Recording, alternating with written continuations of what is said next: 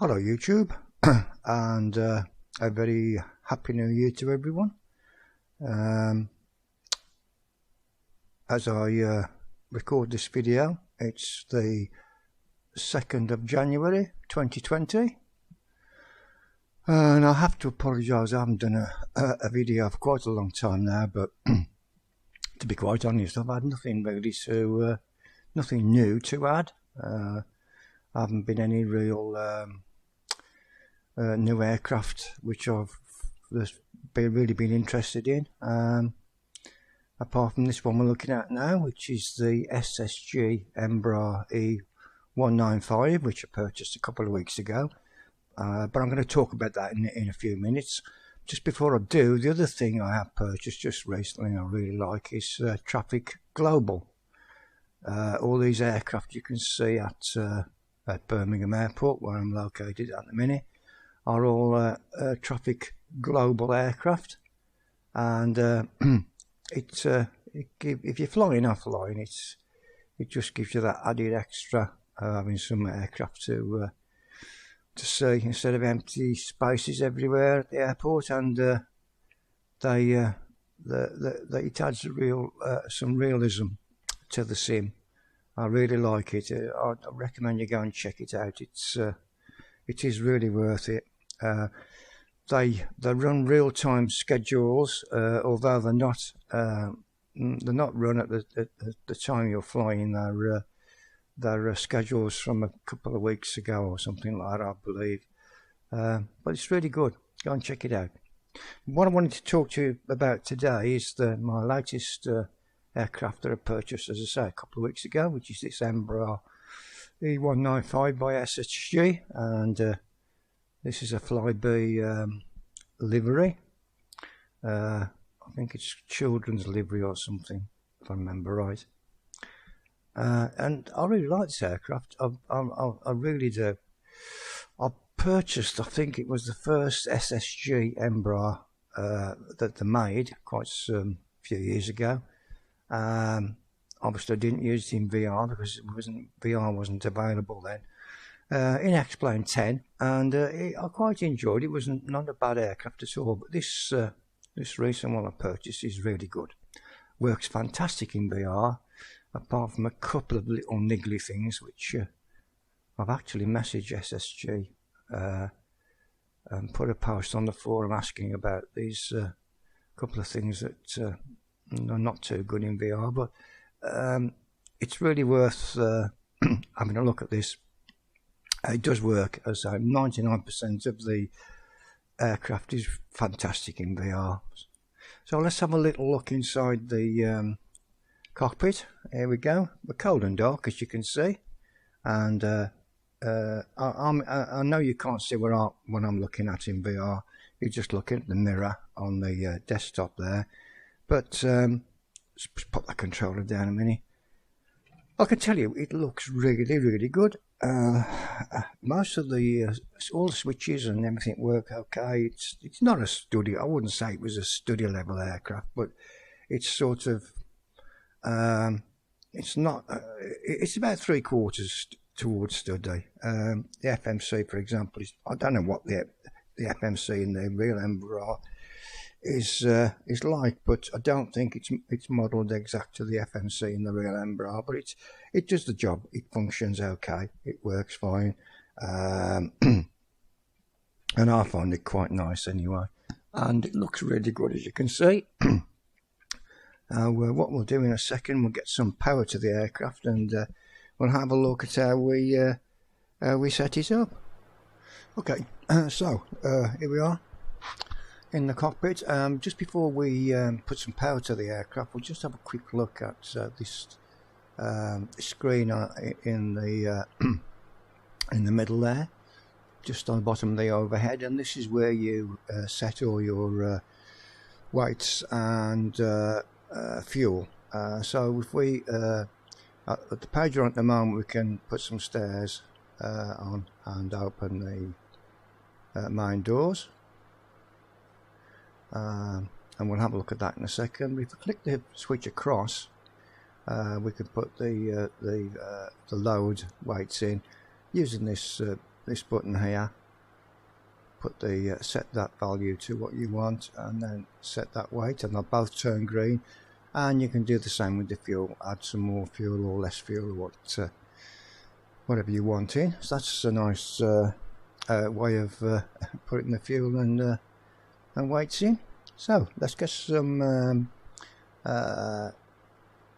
power on the aircraft. Now if we just have a quick look at that panel again, just want to zoom in there for you a little bit. You can see that the GPU is connected. So if we come back a little bit and have a look at the overhead, we see the GPU is available. We can click that on, put the batteries 1 and batteries 2 on. There we go. And put the nav lights on, and in a second you'll see the screens will come to life. There we go. That one stays blank for a while longer. Got a caution light there, we just need to get rid of that. Now then, what we'll do, we'll have a look at the FMC. The first thing we need to do is, if we click flight plan there, we can go to, just zoom in a little bit better for you, Posini, click that. Now I always click the through of these. This is to tell the aircraft whereabouts it is on the ground, and there we go, and you can see the other screens just come on there. So that's okay. Route. Now I'm not going to fill the route in manually. I'm just going to show you that you can put if you save a route into the X-Planes FMS flight plans folder, you can load it into the aircraft dead quick. I've just done a route not long ago from EGBB to which is Birmingham, to Dublin, Ireland, which is EIDW. And if we put that in the co-route there, you'll see it says activate. Activate that, wait for a few seconds and it comes up. We can have a quick look at the flight plan now. Just put the waypoints in. Finishing at Bagso. And it has got season stars, so you can put season stars in. Now the way you do that's quite simple. You go to nav, departure, select the runway you want to use. I think, let me just, before I do that, the first waypoint is DTY, so we need to remember that. Go to departure. If we take 15 for example, we can use the DTY2 Yankee, transition DTY, activate that, and that will put the SID in to the flight plan. Next thing we need to do is go to the performance page, performance in if we go next again, you see when it says initial crude altitude, we can put the altitude we want to cruise at, which I'm going to put at 24,000 feet, just for the purpose of this short tutorial. And then we go back to the flight plan, and it's all in there, all the values we need, and we can put the SID in a little bit later, the star in a bit later on. In fact, we'll do it now. We'll put, what was it, Bagso, wasn't it? So I'll put the arrival as ILS28 with the Bagso 1 kilo, transition Bagso, and Lampo. Activate that. Just have a little run through that flight plan now. Make sure there's a discontinuity there, so that's easily fixed. Lampo, click on that, oops, and put it into there. I've got 3 Lampos in there, I don't know why that is. Let's just oh, that's that the one with the H is a hold. So can we delete that? Let's have a look. Yeah, let's go back one. That's it, and we put that Lapmo, not Lampo. There we go. So there's the flight plan in there. Okay, so let's just go back to here. We can click the map on, and we can see the flight plans in there with the route. So let's have a look at quickly how to start the engines up. I'm trying to get myself a little bit higher here. That's it. That'll do. That's great. So okay, APU is up the top there. Click that to the right. Clips back to on, and if we have a look down there, we'll see the APU. There it goes, starting to run up. We've got a message there that the emergency lights aren't armed. Click those on, and the other switch we need to click on the electric pumps there. Okay, right, the APU is up and running now. That's fine. So we can start the engines, which is quite an easy job to do with this. Click the guard. I never know where the click spot is on this right one.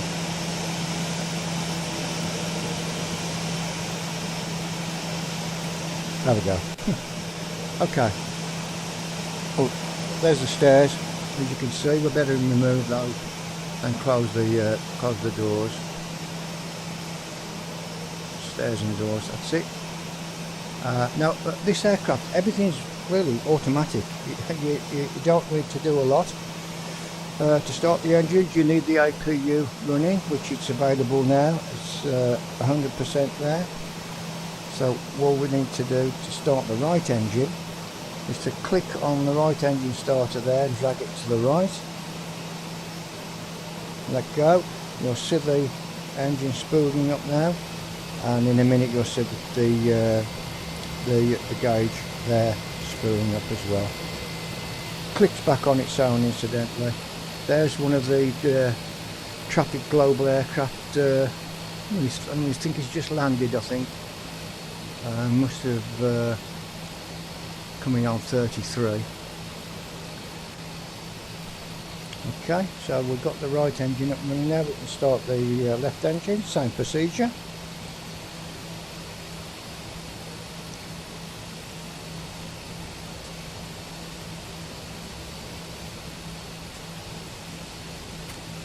There we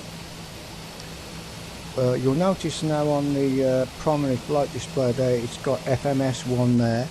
That's because that button there was pressed, and what it means is the aircraft will follow the flight plan that's been programmed into the FMC flight management computer.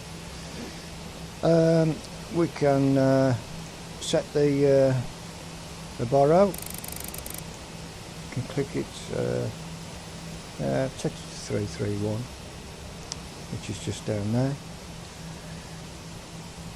We can arm the nav, comes up in the screen there, and we can arm the VNAV, LNAV and VNAV. It comes up in the screen there. Now if we click the speed button to FMS, you'll notice now the speed was turned to purple, and the aircraft will manage the speed itself. When we've armed the auto throttle, it'll follow the speeds that are in the FMC's flight plan. So we've got both engines up and running now. We could set the oh no, before we set the flaps we need to go to performance, takeoff, page 2, put your flaps in. I usually use flaps 2. Next page is your takeoff VREF speeds. Now the aircraft comes with a VREF calculating chart. I think let's just have a look how much payload we've got there. But the zero fuel weight's about 41 tons. So I know from memory that the VREF will be 130 for that weight. 132, 140 and 189. It's all in the manual how to do this. Quite simple once you've done it a few times. It's really easy. So we've set the flaps now to flaps 2. That's in, and we'll be ready to go. The only issues I have with this aircraft in VR, if you're flying online especially, is if you look at the flight level that's set there, it's 100. If I want to set that flight level to 240, which is our cruise altitude today, you click on the altitude select and you drag it from left or right. But to try and get that to 240, because it's so sensitive, you've only got to move it slightly, and luckily I've got it there, but it's not easy to do. And it's the same with the heading as well.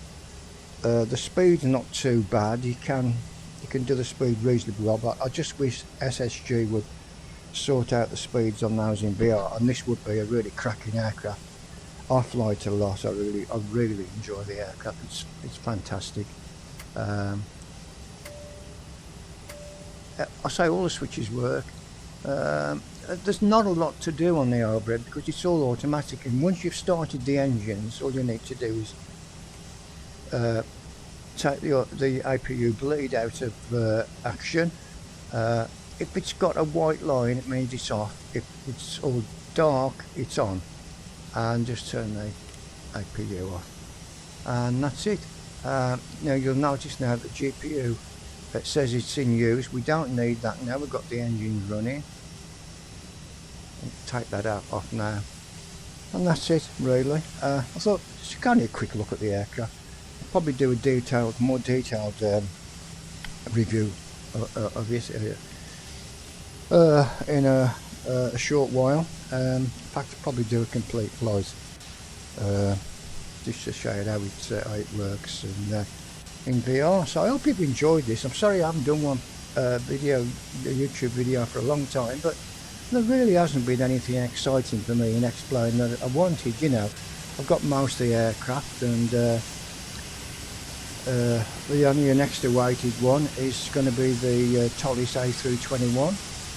There's a Jet 2 just coming past, as you can see there, and there's one just took off, and they are using runway 15. This Traffic Global is really good, and it doesn't hit the FPS either. It works really well. What am I getting on FPS at the moment? It's locked at 27, and now I'm getting 27 here at Birmingham, the Habitat. So yeah, thanks for watching, and sorry it's a quick one. I just was so excited to show you this aircraft, which I really like. So thanks for watching, and hopefully we'll see you soon. We won't leave it so long for another video. Bye.